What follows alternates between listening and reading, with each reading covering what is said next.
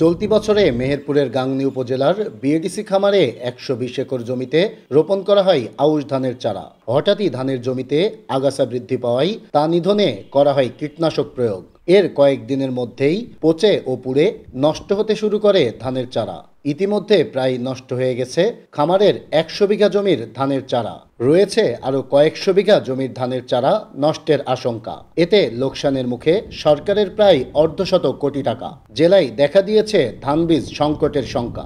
এখানে ধান নাজিমুদ্দিন ভাই ওখানে বীজ গুলি দিয়েছে রেস্ট হাউসের থেকে চিটলা খামারের, বুঝছেন।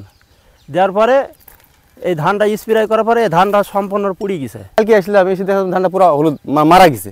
আজকে এসে দেখছি এই অবস্থা, মানে ধানটা হওয়ার কোনো সম্ভাবনা নেই। শ্রমিকদের অভিযোগ, অফিসের দেওয়া নিম্নমানের কীটনাশক প্রয়োগের ফলেই ঘটেছে এমন ঘটনা।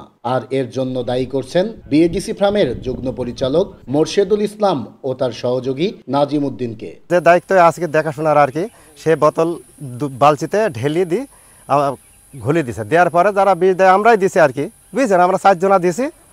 দেওয়ার পরে ধান বীজ দেওয়ার 2 দিন পর থেকে ধানের আস্তে আস্তে মরে গেছে। তাদের স্প্রে করতে দিছে, নাজিমুদ্দিন বিষ এনে দিছে।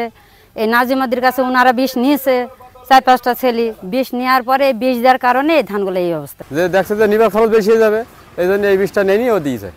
কৃষি কর্মকর্তারা বলছেন, অতিরিক্ত মাত্রায় আগাছানাশক প্রয়োগের ফলেই পচে ও পুড়ে নষ্ট হয়ে যাচ্ছে ধানের চারা। এটা হচ্ছে আগাছা দমন করার জন্য ব্যবহার করা যাবে। ধানের জমিতে ব্যবহার করলে মূলত যদি অতিরিক্ত মাত্রায় ব্যবহার করে তাহলে এটার ক্ষতি হতে পারে, আর এবং নির্দিষ্ট মাত্রায় ব্যবহার করলে 2-3 পাতা পর্যন্ত গজালে এটার আগাছা দমনে কাজ করবে। কর্মকর্তাদের গাফিলতিতে সরকারের শত শত বিঘা জমির ধানের চারা নষ্টের শঙ্কা দেখা দিলেও এ বিষয়ে ক্যামেরার সামনে কোনরূপ মন্তব্য করতে নারাজ গাংনী বিএডিসি খামারের যুগ্ম পরিচালক মোর্শেদুল ইসলাম।